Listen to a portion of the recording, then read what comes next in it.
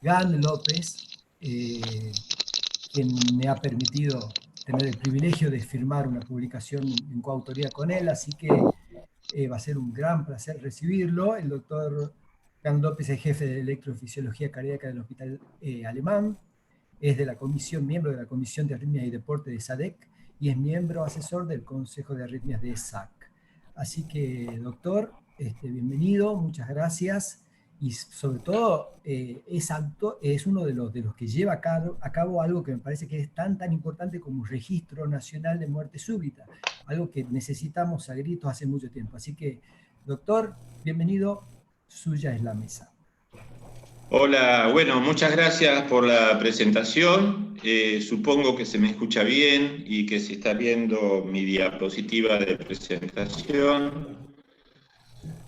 Bueno, este es un tema del cual alguien se tiene que ocupar y bueno, me ha tocado a mí ya desde hace unos años, interesado por este tema, de hacer un registro de muerte súbita en el deporte. Ya habíamos hecho en el año 2007, 2005, 2007, cuando yo estaba en el área de investigación de la Sociedad Argentina de Cardiología, un primer registro con 23 casos. Hay también un registro que publicó el doctor Mario Fitz-Mauriz en el año 2012-2017 con 8 casos en el rugby. Pero bueno, ¿por qué un registro nuevo de muerte súbita en el deporte? Y bueno, principalmente porque continúan ocurriendo casos de muerte súbita en el deporte que son potencialmente evitables. Es decir, esto no debería ocurrir. Así como Finocchieto decía, cuando en el pendicular se muere, alguien tiene la culpa. Acá decimos, no podemos decir lo mismo, pero bueno, deberíamos hacer todo lo posible para evitar que esta gente, estos pacientes, estas personas que están en buenas condiciones, no tengan un evento. También es importante, bueno, determinar hoy en día el alcance de las medidas de prevención y tratamiento de muerte súbita una vez que esto haya ocurrido y determinar la incidencia, analizar las características actuales de estos episodios. Y por eso hicimos el registro de muerte súbita en el deporte, que a partir del año 2018, y lo cortamos en febrero del año 2020, por todo lo que ustedes ya saben. Este registro se originó en la Sociedad Argentina de Electrofisiología Cardíaca, y aquí es un estudio que fue prospectivo y retrospectivo porque se tomó desde enero del 2018 hasta febrero del 2020. Se creó una casilla de correo electrónico para que la gente pudiera reportar los casos. Se difundió esta iniciativa en instituciones académicas, asistenciales, deportivas y a través de todas las redes sociales. Y la información obtenida de cada caso fue desarrollada, un trabajo bastante, digamos, arduo, a través de la investigación propia de cada caso. Es decir, nos comunicábamos con familiares, médicos, en fin, alguien que hubiera presentado el evento. Y bueno, mi agradecimiento a toda la Comisión de Arritmias y Deporte de la sociedad SADEC, que estamos aquí todos, y todos los colaboradores, donde encontrarán un montón de amigos y gente conocidos, inclusive hasta periodistas deportivos. Entonces, estos son los resultados. En 35 meses, en 26 meses, se relevaron 35 eventos de muerte súbita en el deporte, y como ocurre en forma similar a registros internacionales, la mayoría, el 89%, ocurre en el sexo femenino. Y con respecto a la edad promedio, fue de 40 años, donde, digamos, el 32% era en pacientes que tenían menos de 35 años, y el 68% era en personas que tenían más de 35 años. Es decir, que estamos teniendo un neto predominio de estos eventos en adultos jóvenes, en adultos mayores, y prácticamente hay 1.5 casos por mes de muerte súbita en el deporte, 17 casos por año, que esto es similar a lo que ya está descrito en la literatura, ¿no? ¿Dónde ocurrieron estos casos? Ocurrieron en toda la Argentina, principalmente en Buenos Aires, 12 casos, en la Capital Federal 6 casos, en Santa Fe, San Luis, San Juan, Entre Ríos, etc. Y el tipo de ejercicio, esto se vio tanto en alto rendimiento como mediano rendimiento, principalmente en deportistas amateur, es decir, que con esto estamos formando un perfil de lo que es la muerte súbita en el deporte, es decir, que se observa en ambos tipos de, digamos, tanto en alto como bajo rendimiento, pero mayormente en deportistas amateur. Y con el advenimiento, digamos, de las maratones, etcétera, esto se ha incluido en los últimos registros como un deporte donde hay incidencia de casos. Entonces, entre estos tres deportes, es decir, fútbol, gimnasia y maratón, reunimos el 83% de los casos. Acá hice una pequeña comparación con los datos que tenía del año 2007, que es muy interesante.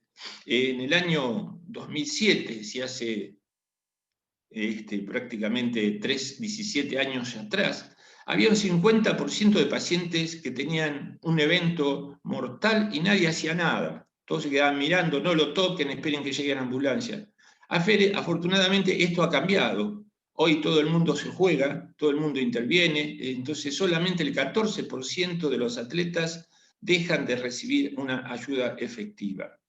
Vemos también un dato muy bueno, que es la aparición del desfibrilador externo automático, que se utilizó en el 26% de los casos, y un poco lo que ya decía, es decir, que prácticamente a la mayoría de los atletas se les realiza algún tipo de asistencia, ya sea RCP simple, RCP avanzada o desfibrilación.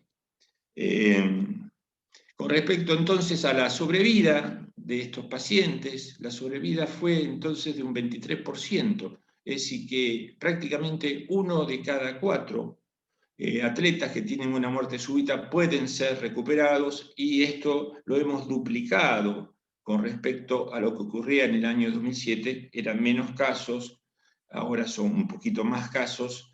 Y con respecto al diagnóstico, que esto es muy difícil, porque nosotros no hacemos autopsias de rutina a los atletas que hacen una muerte súbita. Esto lo obtenemos entonces de los antecedentes, la clínica, de algunas autopsias que se pudieron hacer. Y bueno, esto es lo esperable. Hay 8 pacientes con enfermedad coronaria, 7 con miocardiopatía, 3 con cardiopatía no definida. Un chico de 12 años murió de un pelotazo, que ustedes lo deben saber. Y esto, que es un dato muy importante para mí, aunque parezca menor, es que había un caso, por lo menos comprobado, donde había un tóxico dando vuelta. Y esto es grave, es decir, nos quedamos con con 15 casos donde no tenemos el diagnóstico. La supervivencia mejoró en un 10% en número absoluto, ¿no? Aunque es un 50% en número relativo. Aunque continúa baja, solamente 1 de los 4 son recuperados. El diagnóstico principal fue lo esperable en la enfermedad coronaria y miocardiopatías, y hay un 42% que nos quedamos sin diagnóstico de enfermedad. 22% de los atletas tenían cardiopatía preexistente. Esto también es un dato grave. ¿Por qué estaban un paciente con displasia ritmogénica, que tenía miocardiopatía dilatada o que tiene cardiopatía isquémica conocida, haciendo actividad física intensa? Hay un 71% de los pacientes se quedaron sin autopsia, y otro dato también que es muy importante, el 90% tenía un apto físico previo, sin poder discriminar si este apto físico era excelente, era adecuado, en fin, esos son datos que algún día tendríamos que investigar un poquito mejor. Así que esta diapositiva, que yo ya la he repetido en otras presentaciones y ahora la he actualizado a los datos que tenemos. Si tenemos 35 casos, ok, 14 fallecen en el lugar.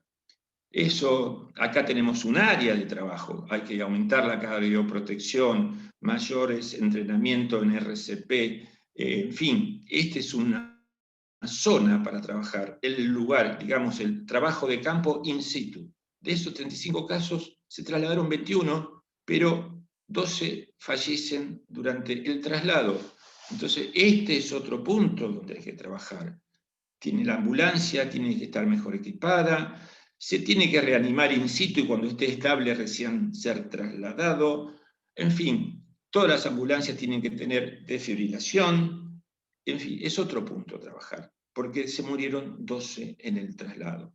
Y después, de los 9 que lograron internarse, uno falleció en el hospital, y tenemos entonces las 8 altas, donde se observa una supervivencia del 23%, como ya mencioné, que ha mejorado con respecto a lo que teníamos antes, pero mantenemos una mortalidad todavía muy elevada para el año 2019-2020, con todos los medios que tenemos para asistir a una persona que tiene una muerte súbita. Y esto es entonces un poco, digamos, el resumen, y también importante analizar qué pacientes fueron recuperados, quiénes se salvaron. Y fíjense que el espectro de edad va desde los 19 años hasta los 68 años, es decir, tanto los jóvenes se salvan como los adultos mayores también pueden ser salvados. Y quizás el dato más relevante e importante es que a todos se les realizó desfibrilación, ya sea en forma, a todos los que se recuperaron, ya sea en forma automática o a través del desfibrilador que trajo la ambulancia. Todos estos 8 atletas lograron salvarse gracias a la terapéutica de desfibrilación. Obviamente, bueno, los diagnósticos son lo que uno ya supone que es esperable, bueno, miocardiopatía dilatada. En gente joven hay llamativamente un infarto en una persona de 29 años, y en los adultos mayores predomina la cardiopatía isquémica.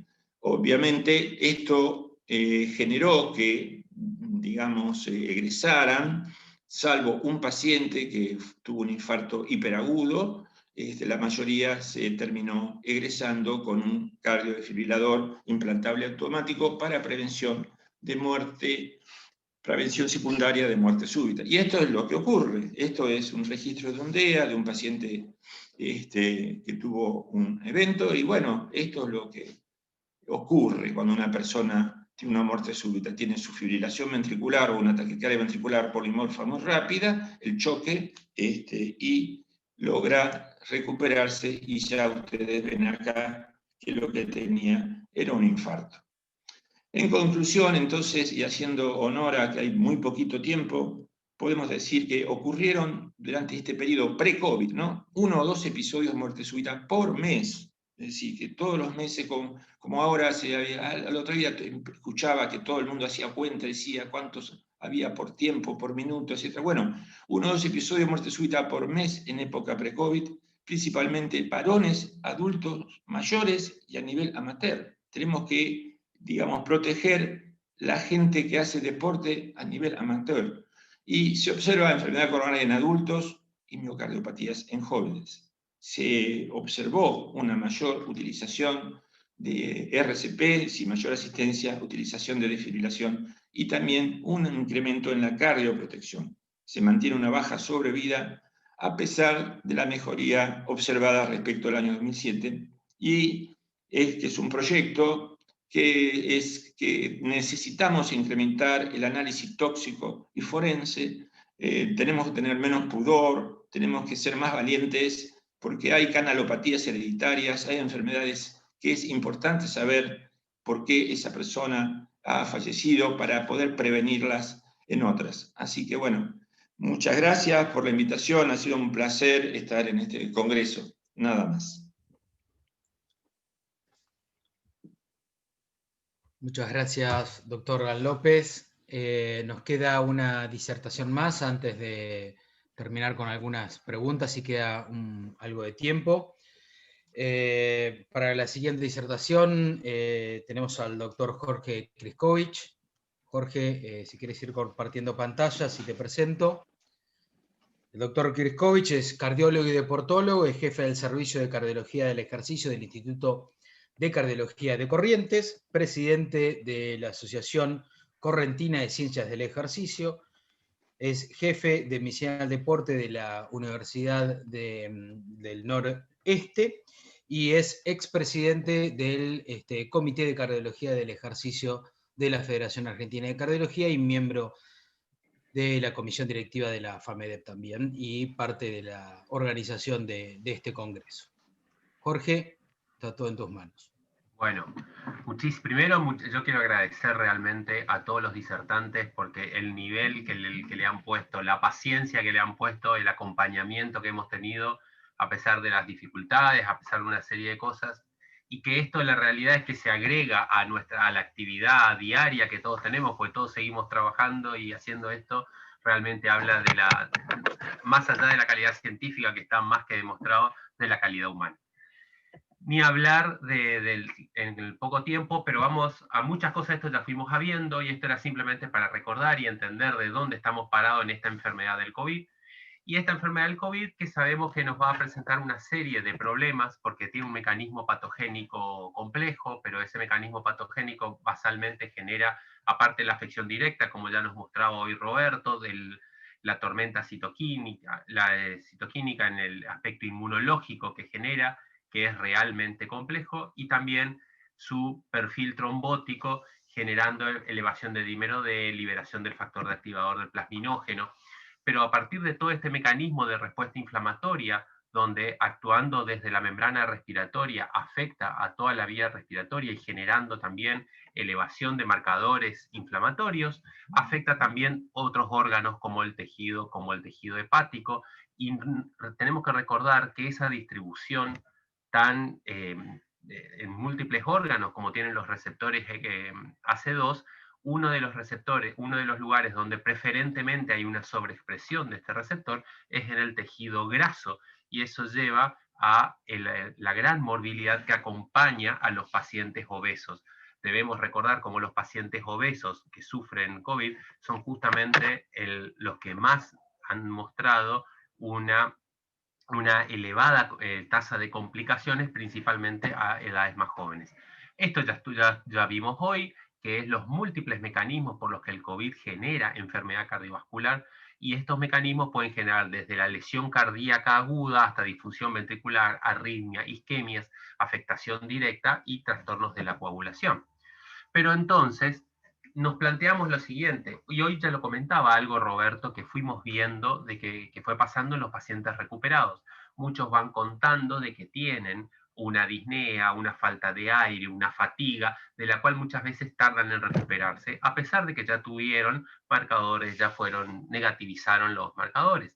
Y entonces este fue uno de los trabajos publicados recientemente, con 115 pacientes incluidos, todos hospitalizados, donde le hicieron distintas pruebas de test. Estamos hablando de una población de adultos mayores, con una edad media de 74 años, y que mostraron claras diferencias entre estas distintas formas de test de ejercicio desde el ingreso, que fíjense que estamos hablando de pacientes que al ingreso de la hospitalización, o sea, estando con síntomas, le hicieron esta evaluación, y al alta, cuando supuestamente ya deberían estar recuperados, tenían incluso peores resultados de lo que estaban en pleno momento de hospitalización.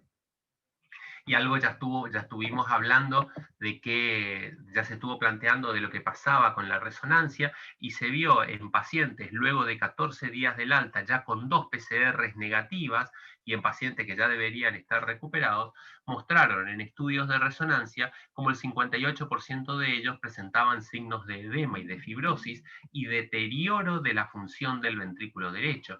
Ya recordemos, y hemos hablado en alguna otra oportunidad, como el ventrículo derecho, por su menor masa justamente miocárdica, es, en relación al izquierdo, es el más propenso a cuando es producto de una anoxia. Incluso lo hemos hablado en los deportistas de ultra rendimiento, de ultra resistencia, como el ventrículo derecho puede sufrir cambios que a veces no retrogradan y pueden quedar con cambios físicos permanentes. Bueno, aquí también estamos viendo como el ventrículo derecho puede ser de los primeros afectados justamente por esto.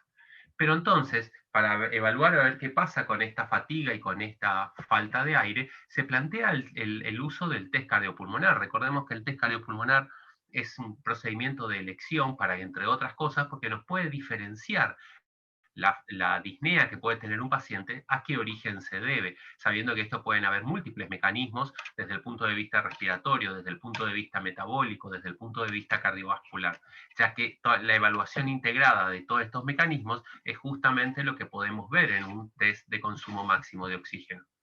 ¿Por qué motivo? Porque Este test, cuando nosotros estamos evaluando el consumo máximo de oxígeno, que es el producto del gasto cardíaco por la diferencia arteriovenosa de oxígeno, estamos evaluando desde las características ventriculares como precarga, compliance, como poscarga, como contractilidad, como la capacidad de entrada de aire, la ventilación alveolar, pero también la capacidad de extracción, como la cantidad de masa muscular, el flujo regional y todos los cambios que pueden ocurrir con el entrenamiento. Entonces recordemos que el test se hace habitualmente como pruebas máximas que deberían durar como máximo 12 minutos, ya que después si no es la fatiga muscular la que puede originar en realidad el cansancio o la limitación, y para esto hay que ver previamente cuál es la clase funcional de ese individuo para adaptar el protocolo al paciente y no el paciente al protocolo. El test cardiopulmonar en el comienzo de esta pandemia fue justamente como dejado de lado como estudio, ya que por el uso de máscara o por el uso de boquilla, se planteó de que su uso por ahí debería ser pospuesto principalmente, aunque después surgieron las recomendaciones con el uso de filtro en el caso de la boquilla, o con las condiciones de lavado de la máscara, por lo cual podría ser realizado. Este estudio a nosotros nos muestra múltiples variables, pero principalmente las variables medidas y a otras que son calculadas entre estas que son medidas, como el consumo máximo de oxígeno o consumo pico, el pulso de oxígeno, el umbral ventilatorio, la tasa de intercambio respiratorio, que es el RER, la eficiencia ventilatoria, o sea, la capacidad que tiene la ventilación en poder lavar la producción de dióxido de carbono. Por eso se calcula, disculpen, por eso se calcula como la ventilación por sobre la producción de dióxido de carbono.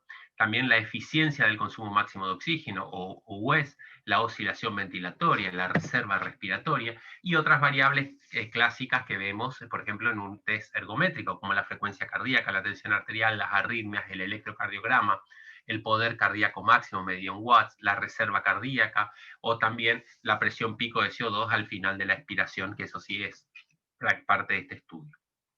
Para no alargarnos más, yo me voy a concentrar en algunas variables que pudimos estudiar específicamente en pacientes post-COVID. Este es un estudio muy interesante que realizaron en Italia en 110 pacientes que tenían síntomas leves a los 3 meses del alta, ya totalmente recuperados, y que ellos ya encontraron como el consumo de oxígeno en el límite inferior de lo normal, dentro de parámetros normales, en individuos previamente sanos donde no tenían ninguna patología. Lo relacionaron más posiblemente a la sarcopenia, a la pérdida de la masa muscular que acompañó a estos pacientes del COVID.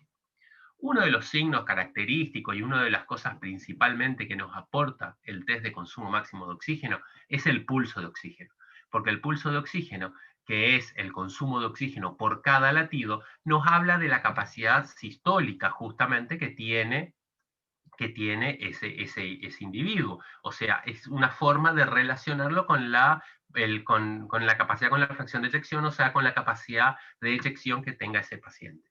Justamente esto tiene que tener una curva de ascenso normal, bastante marcada, pronunciada, y después va a tener una disminución de la misma, pero continuará ascendiendo. La meseta o la disminución de esto habla de una caída de ese consumo de oxígeno, habla de no de una caída del consumo, porque esto puede estar compensado por la frecuencia cardíaca, pero sí de cierto deterioro o por lo menos cierta acción de disminución en la capacidad eyectiva que tenga ese ventrículo. Y esto fue uno de los signos que nos encontramos. Estas son pruebas de 2 pacientes post-COVID. Estamos realizando un seguimiento de pacientes post-COVID con test de consumo de oxígeno, y nos encontramos con pacientes previamente sanos, jóvenes. Los estudios realizados hasta ahora, la población que estamos incluyendo son hasta ahora pacientes, tenemos 10 pacientes entre 20 y 50 años, y estamos viendo, por ejemplo, uno de los primeros signos que encontramos es un pulso de oxígeno que realiza, si bien tuvieron un consumo máximo de oxígeno normal, en el límite inferior de lo normal, entre el 80 y el 85%, que hasta ahí se considera normal, aunque bajo para una población previamente sana, y nos encontramos con un pulso de oxígeno en meseta, rondando la carga pico, lo cual es llamativo. Después, otro parámetro muy importante es la eficiencia ventilatoria, que es, como les decía, la capacidad de lavar el dióxido de carbono producido cuando el paciente ventila. Este es un parámetro que se suele ver alterado habitualmente en la fibrosis pulmonar, o también se suele ver alterado en la insuficiencia cardíaca cuando se produce edema en el intersticio alveolar. Y este fue otro de los parámetros que encontramos alterados en esta población.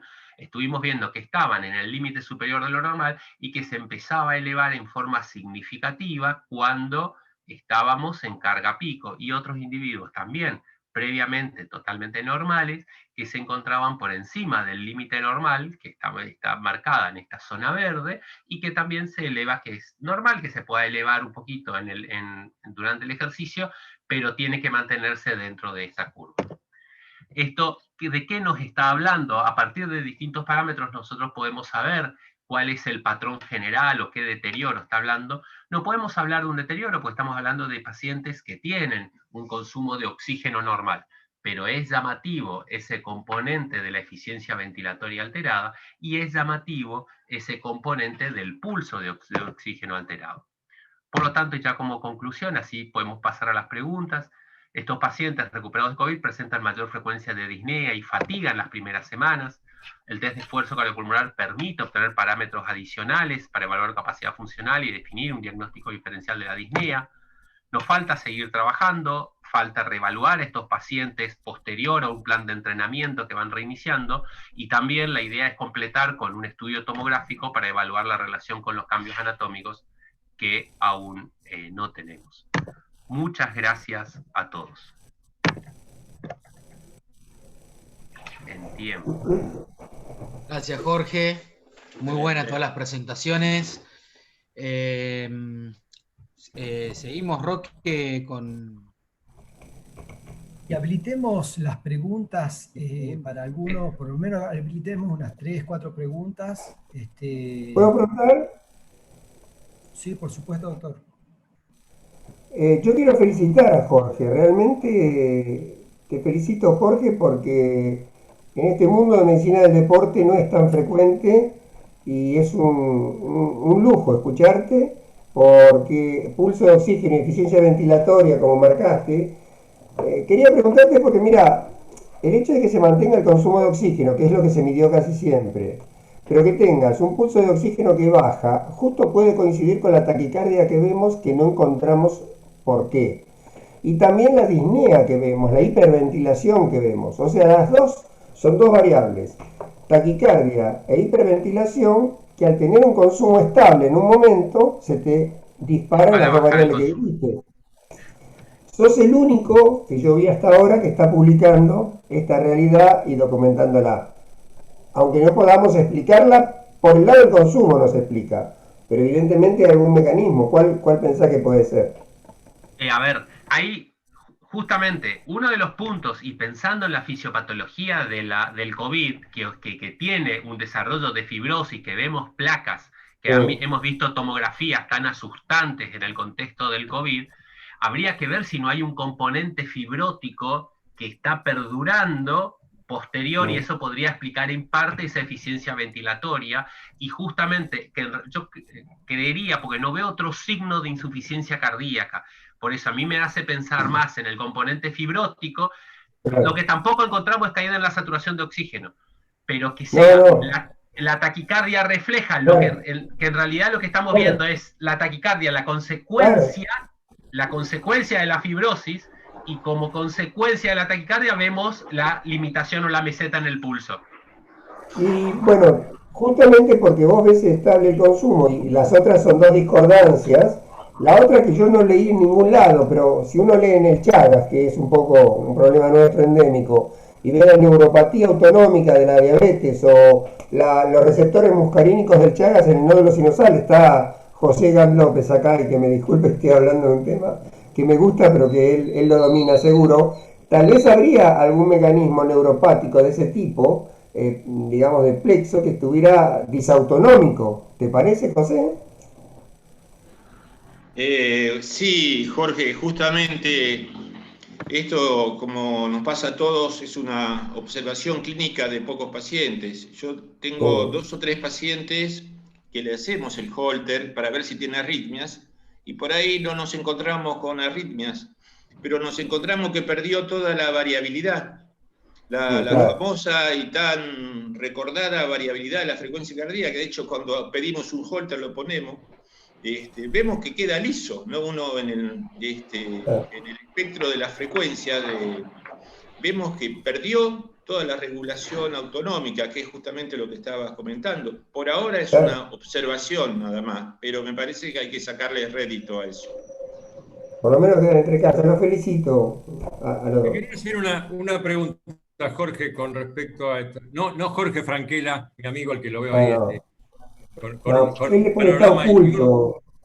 Con un panorama que tenés en esas ventanas que es espectacular, no sé dónde estará. Pero bueno. Es que yo digo que vos te llamás Zoom y después nos conocemos hace unos meses. Ahora cuando leí Zoom, digo, la verdad que le conozco cosas raras a Roberto. Nos conocimos a 18 años, imagínate. Eso de Lanús no es. Se llamaba FCN Zoom.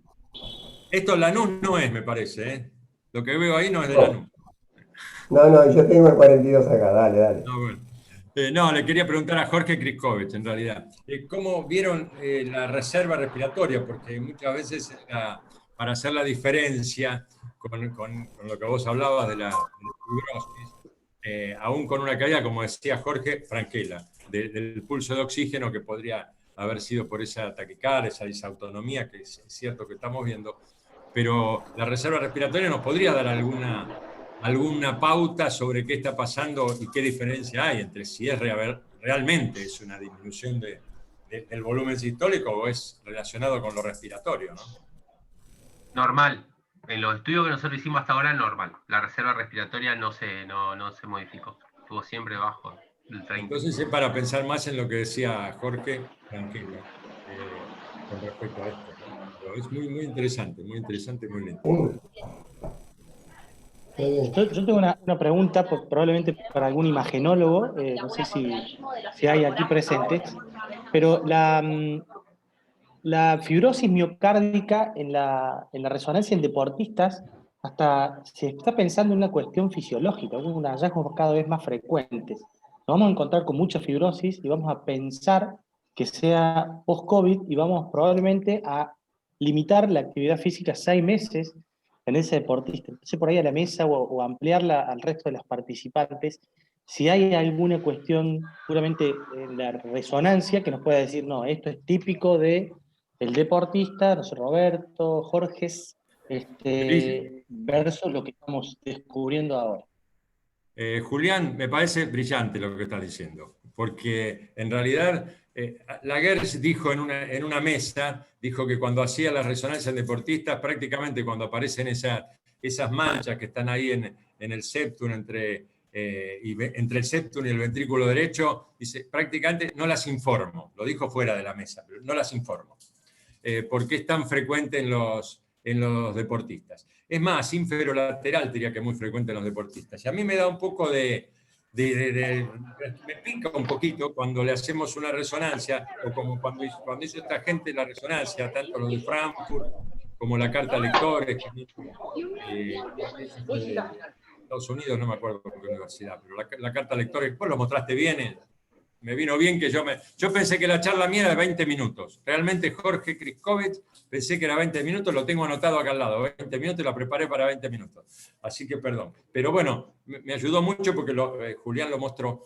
El tema de esta resonancia, uno tiene 78%, otro tiene el 15%, otro tiene el 9%. Me parece que estamos sin grupo control y estudios observacionales. Yo la verdad que me parece hasta medio temerario empezar a hablar de estas cosas de la resonancia magnética. Y lo digo en el sentido de que se dejó afuera muchos deportistas por una imagen en resonancia, que en realidad no sabemos. Por más que tenga un T2 mapping, como mostraron, con cierto edema, nos falta mucho para saber si aplicamos esto para diagnosticar miocarditis. Entonces, lo que estaba diciendo justamente es que la fibrosis es muy frecuente en el deportista, hasta 11%, hasta 15%, 8% en otros trabajos.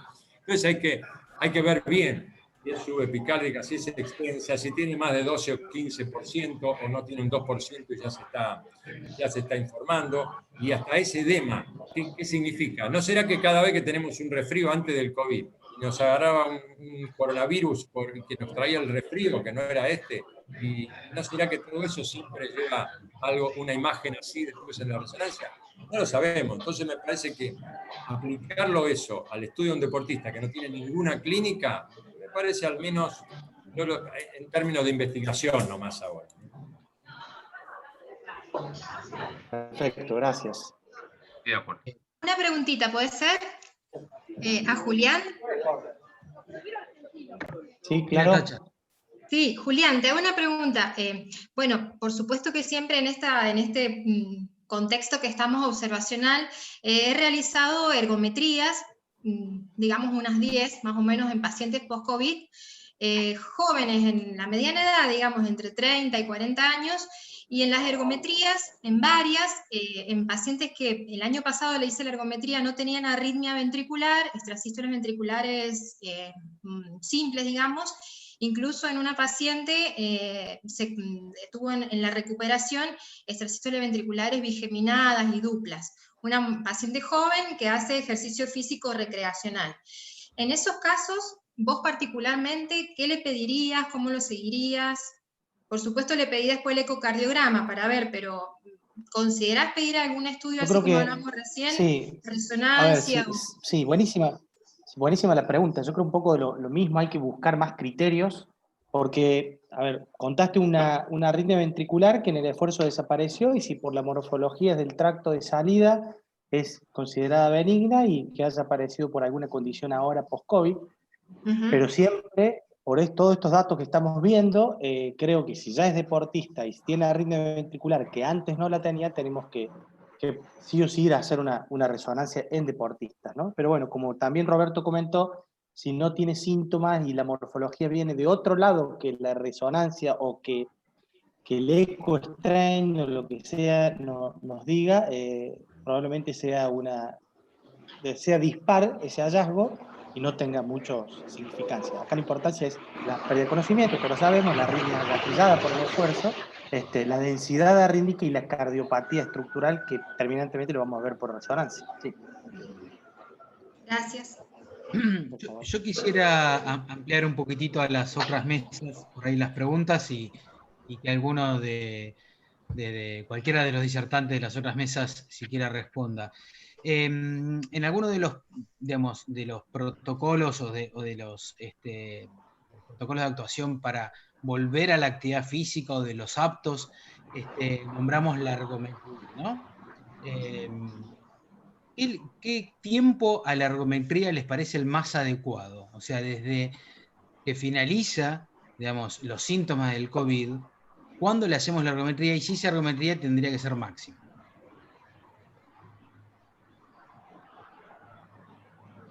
Juan Pablo, permíteme que te opine yo, obviamente que la dejo abierta a que las conteste alguien más también, ¿no? Pero particularmente me parecía que era muy oportuno del algoritmo que presentamos conjuntamente con SAC. Está puesta la ergometría como una línea temporal después del eco. Yo creo que la mayoría de los estudios se estaban haciendo 7 días después del alta, 10 días después de la alta clínica, 7 días asintomático, y ahí empezar con las evaluaciones. Una vez que uno tiene el electro y las evaluaciones que uno considera normales, entre ellas el eco, como para tener un elemento de que no tenemos un trastorno de función o de estructura notorio, si es lo único que hay, ahí recién sí hacer el eco. Está contemplado eso en el algoritmo, a pesar de que no está puesto estrictamente, pero se lo planteó así, como que tenía que seguir un orden de ergometría. Yo creo que es un tema que me encantaría escucharlo al resto de los que están acá.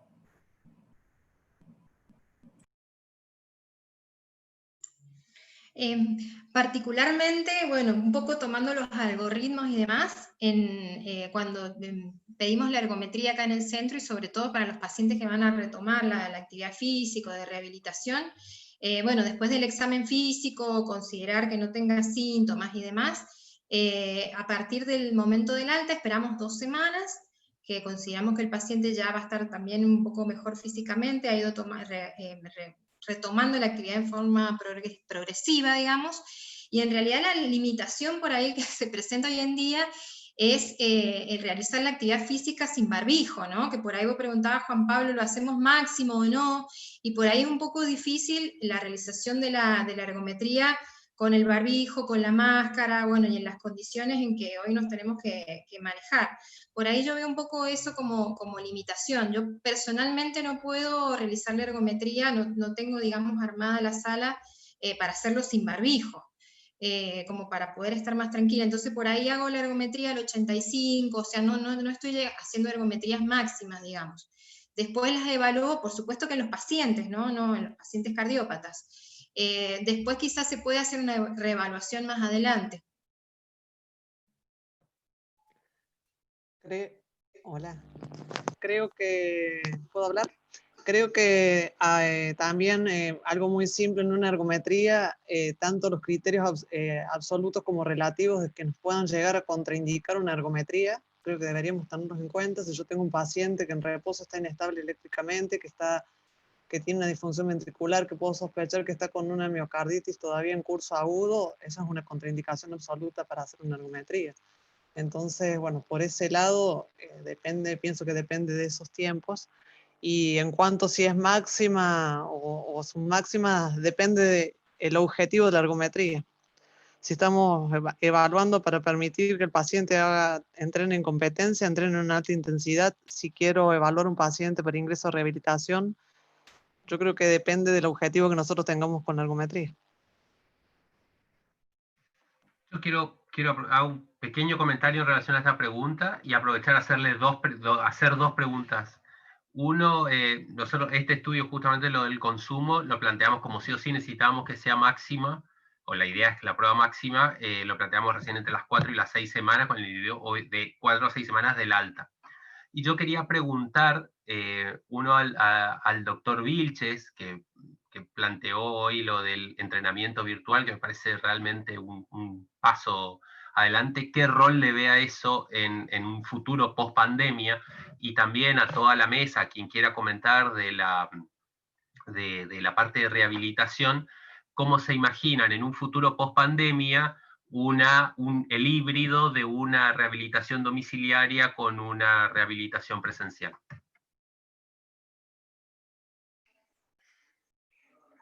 Bueno, felicitaciones a los expositores, excelente realmente todas las charlas. Puntualmente, bueno, a esto que vos te referís, Jorge, en cierta medida esto es algo que, llamémosle, yo para hacer las dos cosas, yo trabajo de esa manera con algún número muy chico de pacientes, pero muy chico, deportistas de una elite determinada, y con una tecnología y un conocimiento de tecnología muy aplicado. O sea, es muy escueto, o sea, si vos me decís, sí, sería bárbaro, pero esto es algo, yo creo que esto es una tecnología que a futuro va a venir, porque vos fíjate que vos ya te comprás hoy una bicicleta de spinning y ya tenés bicicletas de spinning que ya tienen conexión a internet, ya tienen todo, y ya trabajan con programas. O sea, ya dentro de no mucho más tiempo, vos vas a andar en una sala de rehabilitación cardiovascular, vos posiblemente tengas estas bicicletas y virtualmente esa gente viniéndose todos en una pantalla, andando en el Central Park. Todos juntos andando en el Central Park, virtualmente, y a lo mejor hasta uno en cada habitación del centro de rehabilitación cardíaca, y van a estar todos juntos. O sea, yo creo que esto es algo que ya está. Lo que pasa, lo que ocurre es que la tecnología que necesitas es otra, los gastos son otros, y la rehabilitación cardíaca para nosotros es de ingreso muy pobre. O sea, la mayoría de los que hacen rehabilitación cardíaca lo hacen con mucho esfuerzo, con mucho sacrificio. Es más, si yo te tuviera que decir, los pacientes que he visto, los he hecho gratis. O sea, es por esto, es para mostrar esto, Jorge. No es por otra cosa. Lo he hecho para, bueno, a ver, este deportista, mira, en el ambiente y en el deporte de este tipo, yo los conozco mucha gente. Entonces, bueno, che, mira, pasó esto, parece, bueno, sí, son amigos. O sea, uno trata de dar una mano de esta manera y obtener esta información. Pero yo creo que, si bien no es para cualquiera, pero sí creo que en un futuro, lo que pasa es que en Argentina ese futuro va de acá a 20 años quizás, va a estar, Porque este tipo de bicicletas que yo te estoy diciendo, ni siquiera se están usando, son muy pocos los gimnasios que hoy tienen esto acá. Imagínate cuando eso llegue a rehabilitación cardíaca. Pero bueno, en lo que es entrenamiento del deportista, eso ya está y es así, ya no se mueve más. O sea, eso ya está. Jorge, con respecto a lo otro, a la rehabilitación, al híbrido de la rehabilitación domiciliaria, ¿qué va a quedar? Bueno, obviamente que va a quedar, sin duda que va a quedar parte de lo que estamos haciendo ahora, porque va a haber cambios sociales, van a existir y van a quedar seguramente. Lo que va a ser difícil que en nuestra sociedad puedan reemplazar a la rehabilitación institucional. Posiblemente quede la rehabilitación institucional para los pacientes de más alto riesgo y las otras alternativas como una posibilidad para pacientes de bajo riesgo y sobre todo, como dije yo en mi disertación, en la última evaluación de Randall Thomas, el punto es que por más que nosotros estemos convencidos de que la rehabilitación institucional pueda ser mucho mejor y que sea lo correcto y que podamos supervisar al paciente de cerca, la sociedad no accede y no hay centros de rehabilitación. Por lo tanto, va a haber que tomar alguna conducta y esta puede ser una oportunidad. La sociedad está cambiando, los pacientes están cambiando porque se vieron obligados a adaptarse. Nosotros nos estamos adaptando. Estamos dando clases del doctor Amarilla, por ejemplo, está en pantalón cortos ahora. Y bueno, en un congreso no hubiera ido. Yo también. Entonces, en un congreso no hubiera ido en pantalón cortos. Así que, claro. Entonces, esto sin duda que va a quedar. Ahora, hay otras cuestiones legales que no podemos soslayar y que la legislación tendrá que adaptarse. Lo que ha salido hasta ahora son decretos de adaptaciones, de telemedicina, pero en todas ellas requieren una autorización del ministerio. Por lo tanto, mientras no pase nada, mientras no se caiga muerto nadie, mientras no tenga el paciente no tenga un pariente abogado que esté buscando ganarse unos pesos, no pasa nada. Pero si tenés un inconveniente, no por culpa tuya, sino porque justo Dios quiso que se complicara una placa en el horario que vos estás conectándote, haciendo la rehabilitación a distancia, te la vas a ver complicada. Entonces, eso va a tener que ser un segundo paso en la legislación, pero no la legislación, lo que discutimos en el comienzo de la pandemia, con la explicación que me daban todos y que me decían, bueno, pero esto, la pandemia cambia todo. Bueno, cambia todo, pero cuando te vaya a juzgar el juez, tendrás un atenuante, pero te pueden después para juzgarte decir, es ejercicio ilegal de la medicina. Yo no puedo hacer desde La Plata medicina en Salta, y estamos hablando del mismo país, por más que tenga una matrícula nacional, porque los colegios se defienden justamente limitando la posibilidad de que todos podamos trabajar en otros lados. Entonces hay cuestiones legales que también, más allá de lo que veamos, de lo que pasa con las redes y con la comunicación y la tecnología, eso existe y no podemos dejarlo de lado, ¿no? Pero igualmente yo creo que va a quedar, una parte va a quedar de rehabilitación domiciliaria tal cual la estamos dando ahora, ¿no? Te hago un comentario, Jorge, me parece interesante el tema y fue un tema de debate al principio de la pandemia entre todo el comité, con la gente de Ciprereca también, con la gente de SAC también, el doctor Franchella está acá también, así que hemos conversado de esto, justamente del nuevo escenario, porque realmente algo que pasó es que cerrar para los centros de rehabilitación para nosotros, para todos, para todo el país, realmente fue algo muy terrible para el equipo de gente y para los pacientes. No nos olvidemos que esos pacientes rápidamente se desentrenan, son pacientes que tienen ciertas patologías que hacen que la condición física empeore y que el no darle la rehabilitación, también podemos decir que es una mala praxis de parte nuestra, porque suspenderle la rehabilitación, estos pacientes empeoran, deterioran su capacidad funcional y le aumentamos la mortalidad. El abandono de la rehabilitación significa que el paciente tiene más riesgo. Entonces, es un dilema ético ilegal también, por supuesto, coincido con eso, pero tenemos que aceptar que las cuestiones legales van a ir siempre detrás del resto de las cosas. Y que nosotros estamos trabajando con pacientes de riesgo. Los pacientes de riesgo pueden tener eventos en cualquier momento, y si hacemos las cosas bien y podemos estratificar el riesgo adecuadamente, obviamente, si nosotros conocemos y sabemos que el paciente tiene alto riesgo, no lo vamos a poner a hacer rehabilitación virtual ni de ninguna clase, porque tiene alto riesgo. Entonces, lamentablemente ese paciente no va a entrar. Pero hay un gran grupo de pacientes que podemos beneficiar dándole la posibilidad de rehabilitarlos a distancia. Y creo que en la balanza costo-beneficio, sin ninguna duda, como siempre hacemos esta evaluación, sin ninguna duda el peso va a favor del beneficio. Y me parece que esta pandemia ha tenido cosas muy positivas. Esta reunión de hoy, y que estemos todos acá sentados muchas horas, mucho más cómodos que en un congreso, donde por ahí nos distraemos y salimos, ya nos perdimos la charla, la vemos de lejos, estando en la comodidad de nuestra casa, así con el pantalón corto abajo, ¿no? Podemos disfrutar de las charlas que hemos disfrutado. Es la misma situación que yo he vivido con los pacientes, teniéndolos mucho más concentrados en una conversación, en una charla, a distancia, en un Zoom, pudiendo dar una educación mucho mejor que la que podemos dar en un centro donde hay distracción, y teniendo la posibilidad de que esta gente que vive en otra ciudad, porque nosotros rehabilitamos pacientes del Chaco, de Resistencia, que lo tenemos a 30 kilómetros, o en otra parte del interior de Corrientes, puedan acceder y hayan podido tener la posibilidad de hacer rehabilitación. Hoy estamos nosotros en nuestro centro también trabajando con una nueva modalidad de atención virtual de pacientes, acción cardiológica, que también, por supuesto, es todo un camino a hacer, porque una cosa es lo que venimos haciendo antes de la pandemia, atender a los pacientes por WhatsApp, o que nos manden la placa, la foto y demás, que también es medicina y también es atención virtual y también tiene una implicancia médico-legal cuando hacíamos por correo, por WhatsApp, todas esas comunicaciones con los pacientes.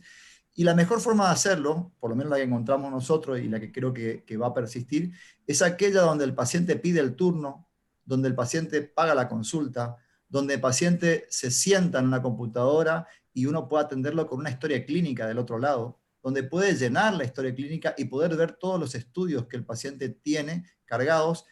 Y eso es mucho mejor medicina, hacerlo de la otra forma, y es la alternativa. Yo creo que tenemos que pensar de que estos problemas se tienen que transformar en oportunidades, ¿sí? Y estas son las oportunidades que nos brinda la pandemia.